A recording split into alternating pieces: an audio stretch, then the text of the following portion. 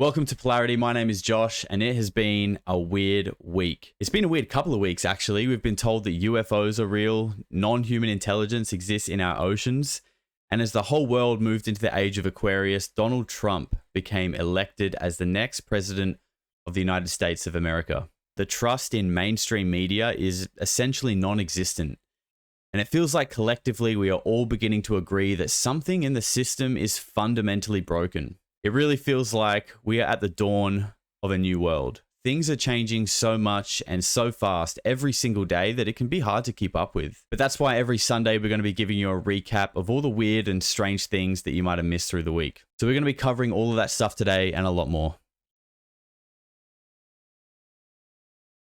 Non-human intelligence exists. Non-human intelligence has been interacting with humanity. This interaction is not new, and it's been ongoing, and there are unelected people in the government that are aware of that. That's right. We are being told that not just do UFOs exist, but there has been a secret crash retrieval and reverse engineering program to study and build our own versions of this alien technology that's been operating for at least 60 years. Now, I could have told you this 20 years ago, but now the government is telling you, and that has a little bit more credibility than me. This is big. So this all happened in last week's UAP hearing. I actually did a full reaction video to that on my YouTube channel. I tried to condense it down to the best bits, and I'll make sure I leave a link to that in the show notes if you want to go check it out. Now, that hearing was almost 10 days ago, and the amount of UFO sighting videos that have been popping up on X and on my TikTok feeds has been through the roof. Like, there's usually a steady stream of them, and half the time I've probably seen half of them before. But this last week or so, I've noticed so many videos that I've never seen before. But I want to show you one sighting that really caught my eye. So as part of his testimony at the UAP hearing, Michael Schellenberger submitted a 12-page document to Congress, which was a highly detailed multi-year investigation into Immaculate Constellation. So that is the name of an unacknowledged special access program that was used to collect data on UAP and non-human intelligence. Now, I highly suggest you read the full thing, and I will leave a link to it in the show notes. But one case that it discussed in detail on page 9 is an encounter between a UAP and the flight deck crew of a nuclear-powered aircraft carrier. And not all aircraft carriers are nuclear, so this one is, and I think that's an important detail to remember. This is what it says. Maintaining altitude 100 to 200 yards above the aircraft carrier, the UAP matched the speed of the moving aircraft carrier, and the observing personnel reported altered perceptions of time during the close encounter. The UAP appeared to emit a soft orange-red light, which bizarrely did not illuminate the ocean or the flight deck of the aircraft carrier, despite the visual appearance of intense luminosity. Now, here's the interesting part. The surface of the UAP was observed to be dynamic and roiling like the surface of the sun. Now, with that information, let's watch this clip. What the fuck? Oh my god! What the fuck? Tata! Tata! Tara, снимай! Моля се телефон. Gdje sam, gdje? Eno ga. What the fuck, nestalo? Nestao? Eno ga, eto. Ne. Šta se dešava? What the fuck? Oh my god! Nema ga. Ali vidi se ovako. Kako je brz? What the fuck? Stavi na internet, tata. Majke ti. Otišlo, tata. Vidi koliko brzo. Tata. Kako nisam brže vidio? Otišlo, nema ga, gotovo. Ja ti kažem donesi kameru, ti spraviš pametan. Pa doneo sam. So a really interesting video there where we managed to get a few incredible frames before the object seems to just disappear into the distance. But I can't think of a better way to describe that image than roiling like the sun. And interestingly, this is not the first time that we have heard of the skin of a craft seeming like it was alive. Someone who is sitting on unreleased footage of a UFO that's been described the exact same way is Logan Paul. Now, this is the brother of Jake Paul, who was in the headlines recently after him and Mike Tyson were on an episode of Dancing with the Stars together, which, to be honest, could be its own whole segment in Weird Week. But nonetheless, it was a great TV show, and I can't wait to see who Jake gets on for the next episode. But anyway, we're here today to talk about Logan Paul. You have the only video that proves that aliens exist. You scumbag motherfucker. This is actually a really wild story that involves documentary filmmaker James Fox, and he's famous for some brilliant documentaries on UAP such as The Phenomenon and Moment of Contact. So James Fox went on Logan Paul's podcast about 3 years ago where he told them a story how in 1995 he had the chance to see the most compelling UFO footage he's ever seen, but he was never able to get a copy of it. So I'm going to play you a short sequence of podcast clips here that tell you the story of how Logan Paul ended up with this footage. You talked about UFO footage, okay? And I'm going to say this because you guys have a big audience, and there's people in Los Angeles area, and I know because I've seen the footage, that have the most compelling UFO footage in the history of ever. There was a guy I was interviewing that was out in Nevada. His name was Chuck Clark, and he calls me up and he goes, James, he goes, I got something you got to see. Hung up the phone, jumped in my car, drove 12 straight hours. I get to this guy's double wide cabin in Rachel, Nevada. He pops the tape in, and it's a VHS tape. I promise you, I saw this footage with my own eyes. It's here in Los Angeles. The guy gets out of the car, takes the camera, and he pans it up, and right about the height of a telephone pole, you could hit it with a rock easily, was this perfect disc. The skin on this thing was like glowing like it was alive. Oh, yeah. Where's the footage? Yeah, I'll tell you right now, Chuck Clark has it. Who is that? Chuck, I'm coming. I'm coming, Chuck, to find you. Chuck Clark. Chuck, I'm he's coming coming. to find you. I need to find this footage. Because I went on a couple of podcasts and I said, screw it. I don't care anymore. I saw this video. I'm going to start talking about it. Chuck Clark said, if you ask me again after like 10 years or 12 years, I'm never talking to you again.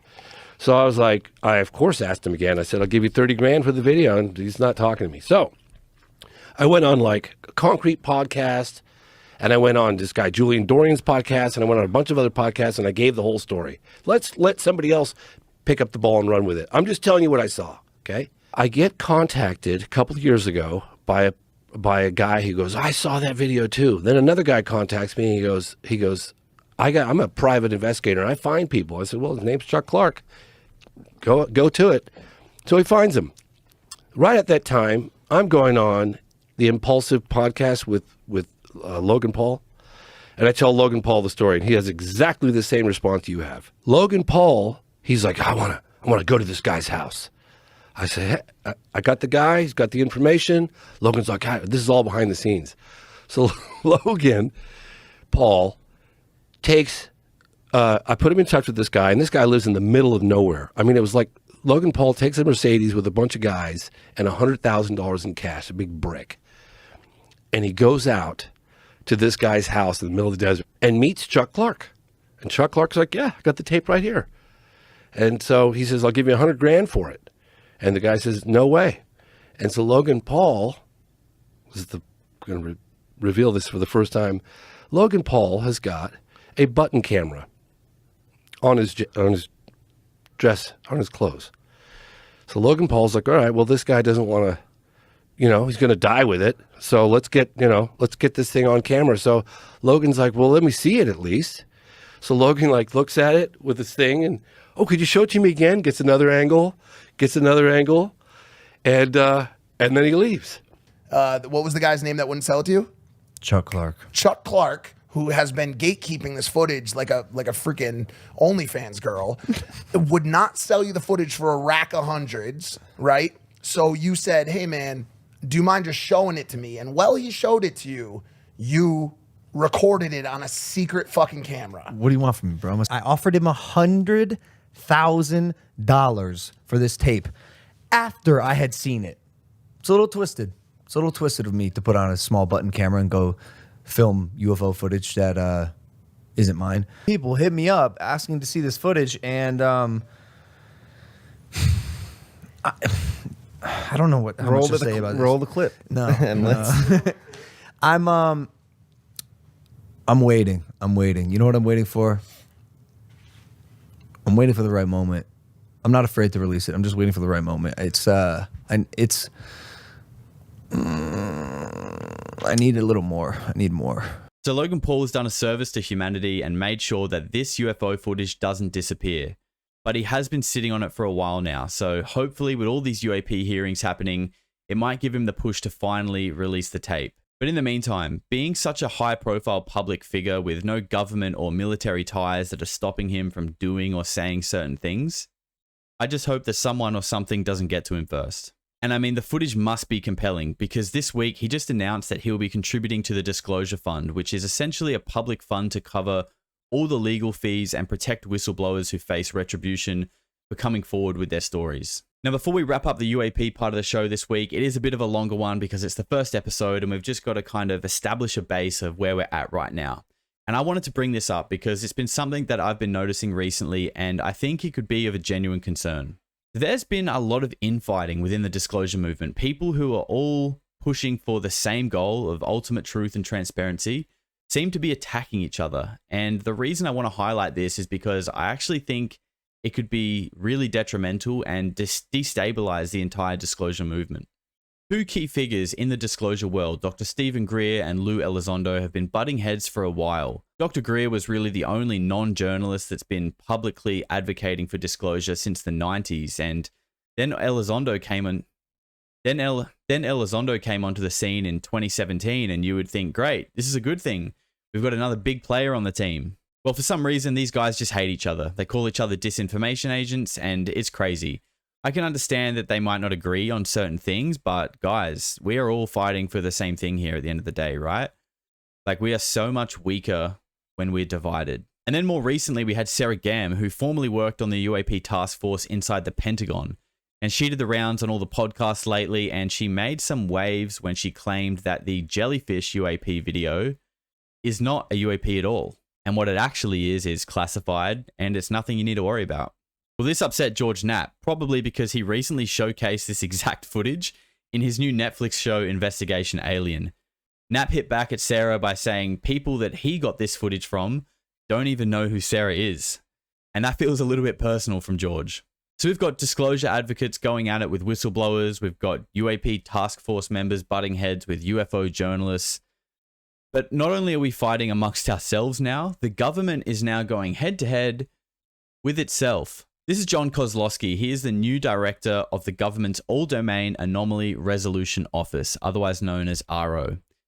Now, he also had a private hearing in front of the US Senate this week. Now, people were cautiously optimistic about this new appointment because the previous ARO director released a report earlier this year, essentially saying that all this UAP stuff, all these videos that are coming out, there's nothing to see here. It's nothing. Don't worry about it. And it took John about 30 minutes to absolutely obliterate any shred of optimism that was left for ARO. After using his hearing time to attempt debunking the famous Aguadilla UFO case and telling the Senate that the Pentagon released Go Fast video, which was confirmed as unidentified by the Pentagon, is actually just parallax and that there's nothing to see here.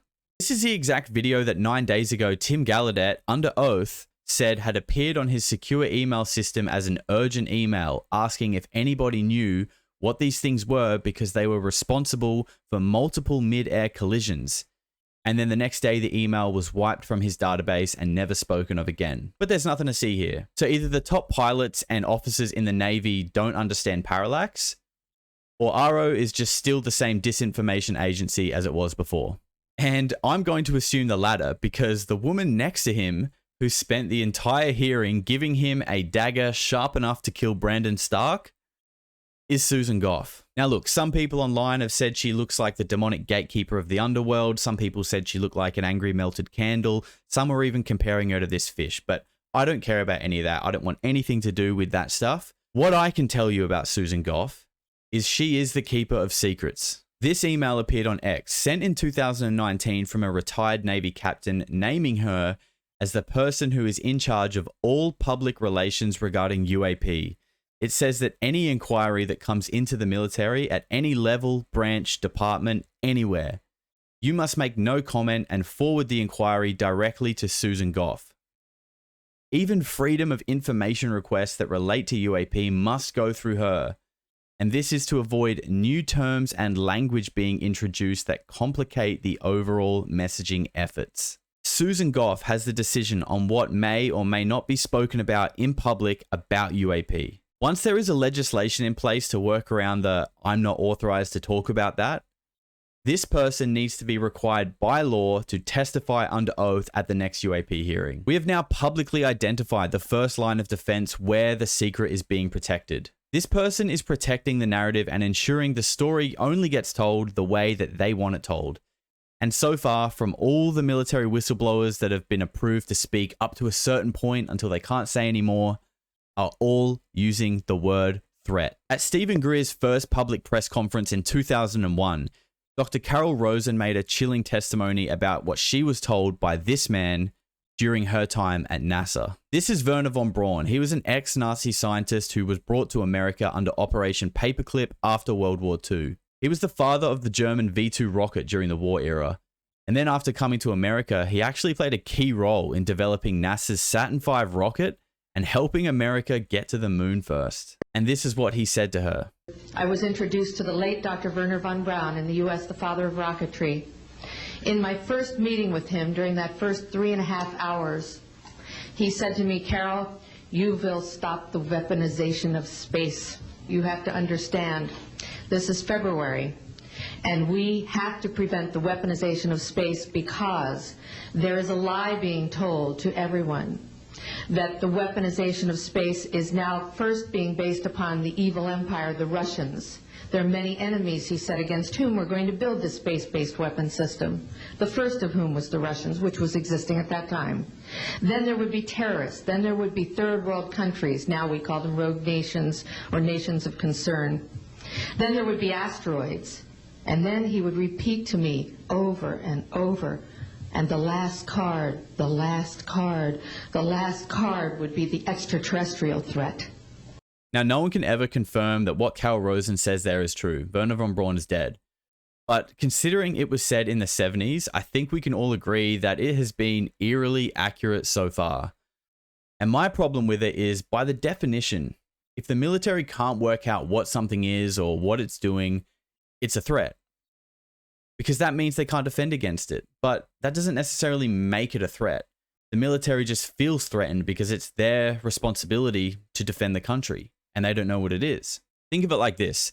When you see a cute animal in the wild, maybe a deer, and you try to approach it, walk over to it with your hand outstretched and hoping it might be calm enough to let you pat it and have an interaction with it, most of the time, when you get too close, it runs away in fear.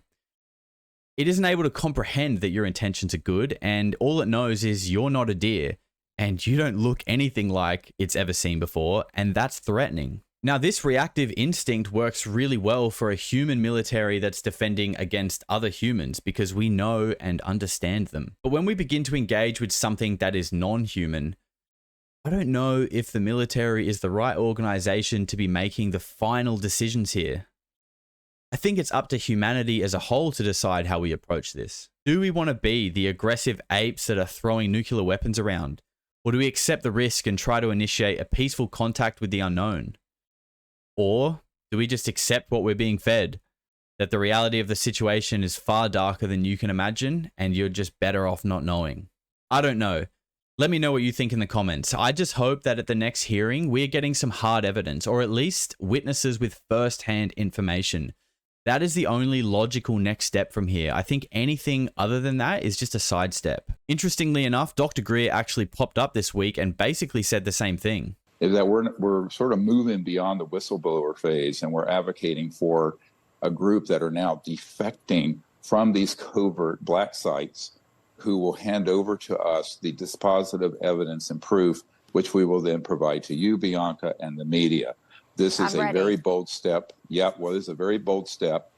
This is something that's just happened. We have a special access project within law enforcement working with us, as well as a group of people who are at 6 different black sites running programs, including reverse engineering ET craft and the man-made ones. It sounds like he's saying that a group of people that are currently involved in these black projects have mutually agreed to walk out together and bring a whole bunch of evidence with them. This could actually be huge. Now, if you watched Investigation Alien recently on Netflix, you might remember the episode where Michael Herrera was saying to George Knapp that there would be evidence coming out very soon that will shock the world and prove his insane story about the giant craft that he saw in Indonesia that was being operated by Americans in unmarked black camo gear. The last press conference held by Stephen Greer was last year, 2023, and that is where Michael Herrera was introduced to the public for the first time and allowed us to hear his insane testimony in full. So Michael Herrera has a very strong connection to Stephen Greer, and I have a big feeling that what Greer is talking about here in this interview is the same thing Michael Herrera is talking about in Investigation Alien to George Knapp. And I am so ready for the lid to be blown off. So UFOs are out there, they're zipping around like they've got gravity in their back pocket, and America are busy pretending that they don't know what they are, and maybe we've recovered some craft, but we can't quite work out what they are yet. Well, meanwhile, China have just gone, fuck you, and they've built this centrifugal, hypergravity, and interdisciplinary experiment facility. That's right, China still gives absolutely zero fucks and has built a stadium that can reproduce gravity 752 times stronger than Jupiter. That is 1,900 times stronger than the gravity of Earth for those of you playing at home. So this scientific football stadium was built in Hangzhou, China, and is now the largest hypergravity centrifuge in the world. Now, if you're like me before reading this article thinking, what the fuck is hypergravity? It's essentially any force that's greater than 1g, and 1g is the gravity of Earth. So just to give you some perspective, a fighter pilot will typically pull up to around 9Gs when they pull off their most intense and aggressive maneuvers in the air. And this thing can create well over 200 times that. But what can this thing actually do? And don't worry, it's not going to cook up another flu and lock us all in our homes for a year. No, this is an absolute giant two-footed leap into the unknown realms of physics and engineering. Now, one of the primary objectives of this facility, which is called CHIEF for short, is working out ways to develop cleaner and cheaper energy. And it's going to be diving into that quite literally at the bottom of the ocean. That's right, the same place that they just told us 2 weeks ago that aliens have bases. So CHIEF is going to use its gravity simulating powers to research how methane gas reacts under extreme pressure so that they can learn how to extract it. But I think the potential here is truly insane. Like what gravity manipulation research could bring to material science, clean energy, and of course the UAP conversation is huge. So while American Congress continue to interrogate people who really want the truth to come out, but they can only tell you about it in a skiff and you can't get a clearance to actually gain access to that skiff. Meanwhile, China are like, yeah, well, we bend space and time now. So how's your 7 genders and crumbling economy going, America? You have a good little election, did ya? Yeah? Speaking of China, China, you take China. Donald Trump has recently become elected to become the 47th president of the United States of America. But he doesn't actually become the official president until January 6th. And it seems like until then, the current administration are doing everything they can to antagonize Russia into a nuclear war, just in time for them to leave the White House. Like with what they're doing right now, you can just picture Joe Biden brushing shoulders with Trump as he leaves the White House and just leans in and gives him the, yeah, have fun with that, mate. Have a good 4 years. Meanwhile, there's bombs raining down on every NATO-affiliated country. But look, hopefully that doesn't happen. Trump does traditionally have really good ties with Russia, and him and his newly assembled political version of the Avengers are vowing to end the wars in Ukraine and Gaza and create a more efficient government, a healthier America, and remove those responsible for using the media and the government to push the narrative that America needs to be funding overseas war. With Robert Kennedy as the new Secretary of Health, RFK has promised to remove chemicals and microplastics from processed food across the country. Now, this sounds like a great thing, but some radical left are very upset about this. They want their microplastics, and they won't have no anti-vaxxer like ex-Democrat Robert Kennedy telling them what microplastics they can and can't eat. An early death is their God-given right. Because that's right, in case you weren't aware, Robert Kennedy is an anti-vaxxer. That is, of course, if you read the mainstream media.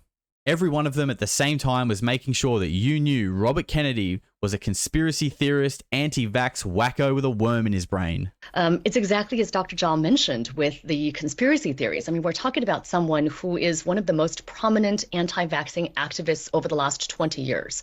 If your IQ is above room temperature, you might have considered making your own mind up about things. Maybe typing RFK anti-vax in a search bar. That's 10 letters. And watching an actual video of RFK himself and listening to what he has to say about what he thinks. You know, I'm not against vaccines. I vaccinated all my kids. I was fully vaccinated. I just think they ought to be tested, and we ought to know what the risks are and what the outcomes are. And there are people who are injured by vaccines. There's no question of that.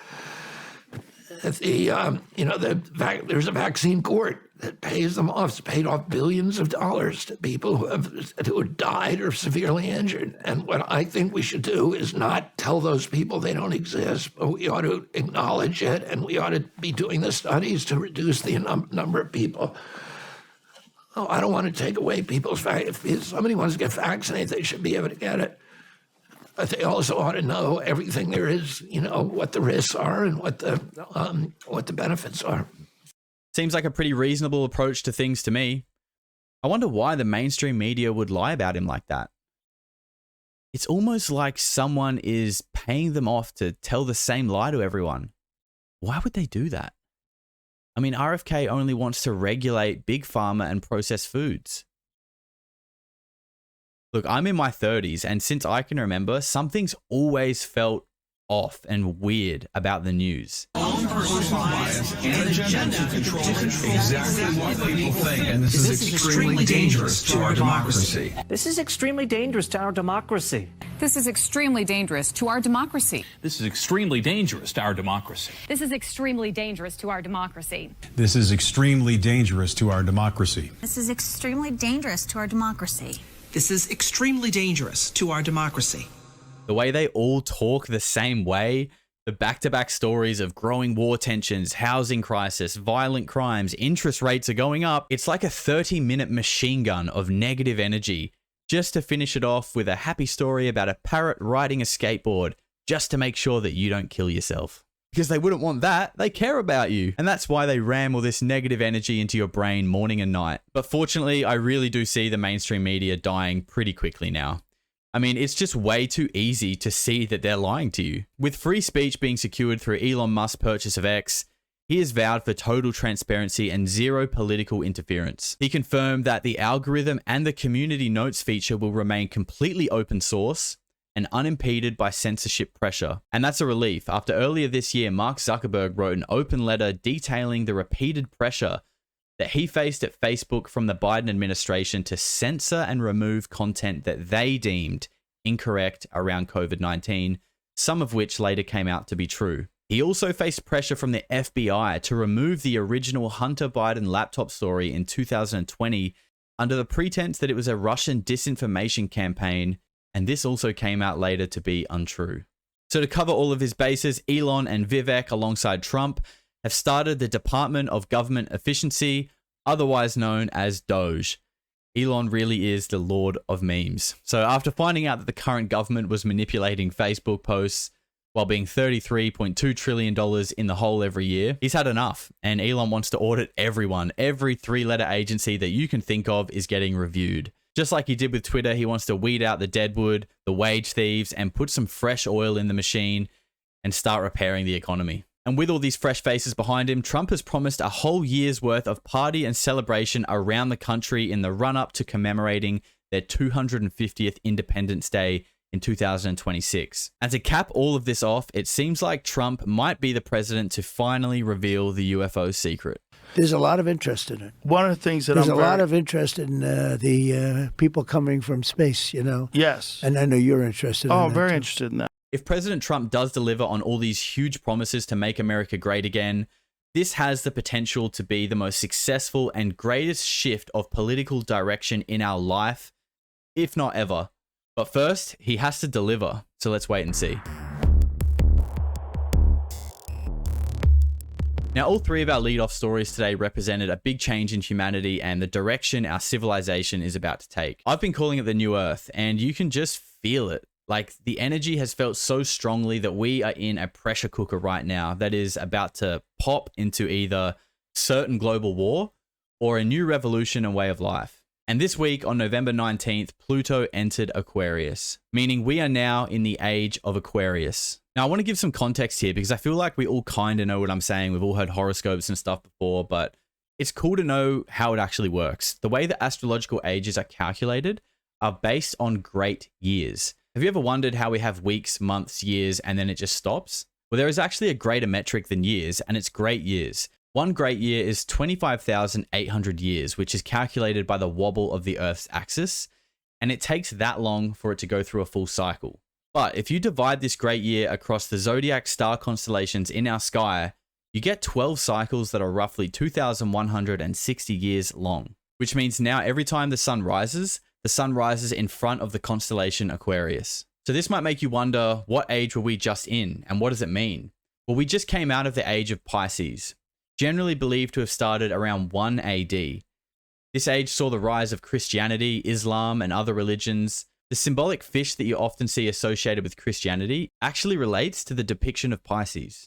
Pisces was known to have a big focus on belief, spreading the word, helping others, but the end of the age was told to be signified by themes of collective consciousness, technological advancement, and a new way of thinking about democracy and human rights. And then that brings us to now, the age of Aquarius, which is believed to usher in a big shift away from the traditional structures of hierarchy, away from the religious spiritual practices and the dogma associated with it.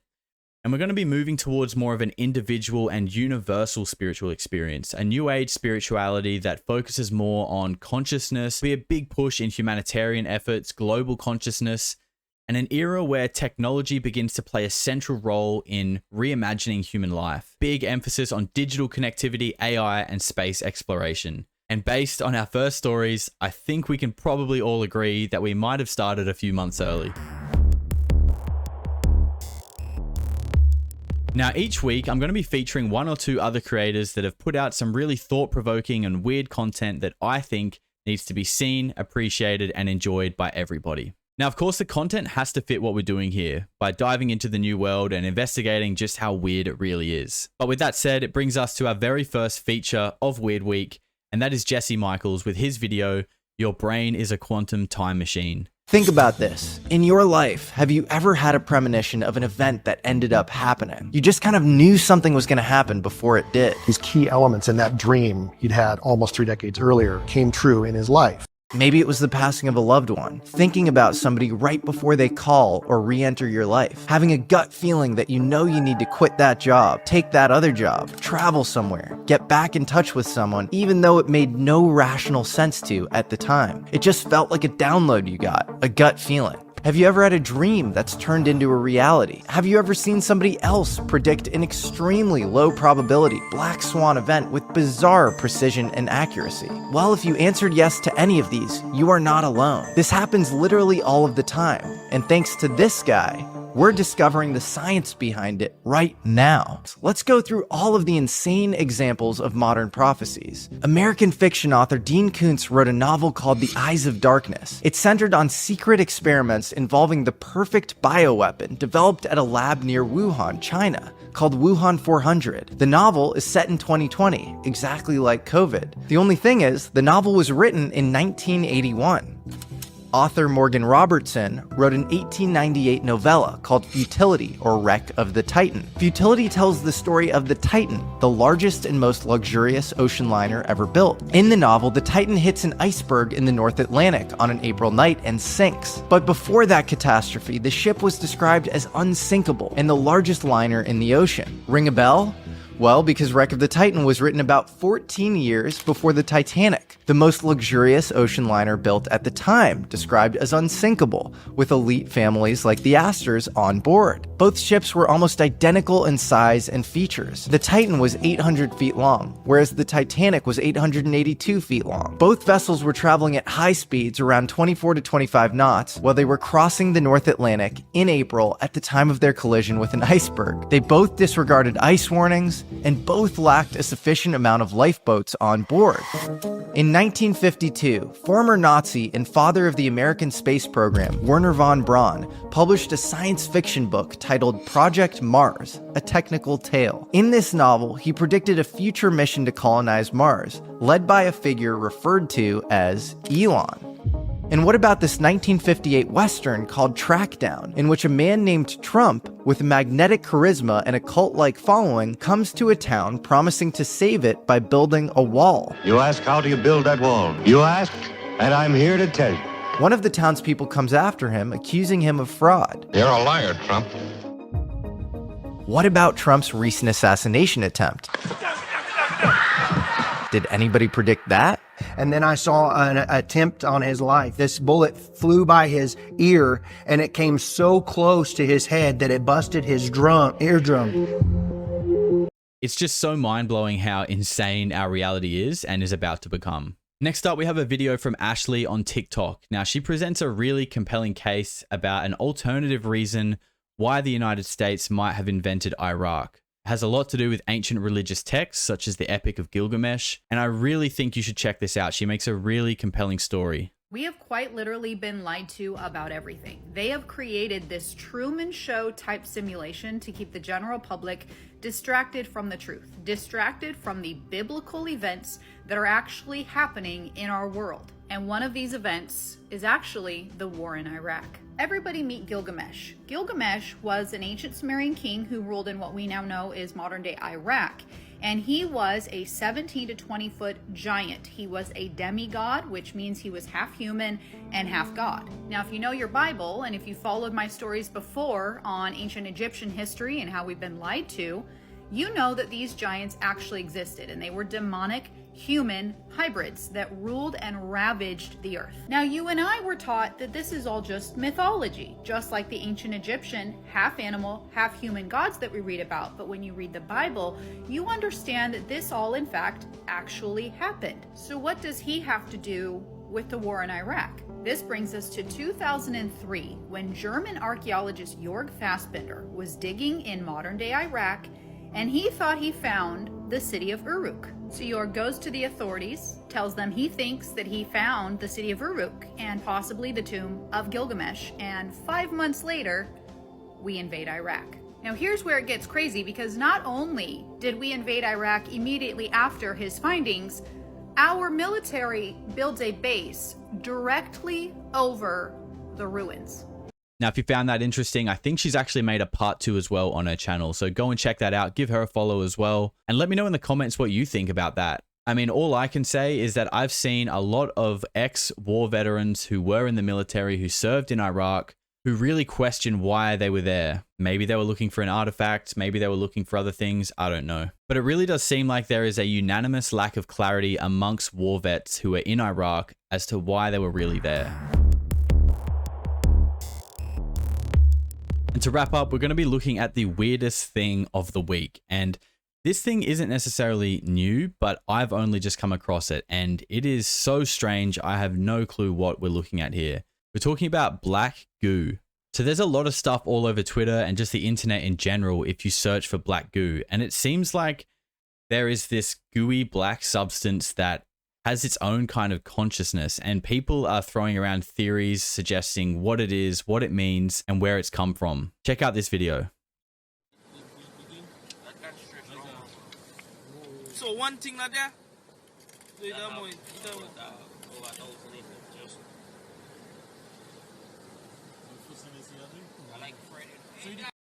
Some people online have been saying what this stuff actually is graphene oxide, and that the consciousness that you see, or that the movement that you see, is activated through some kind of phone signal.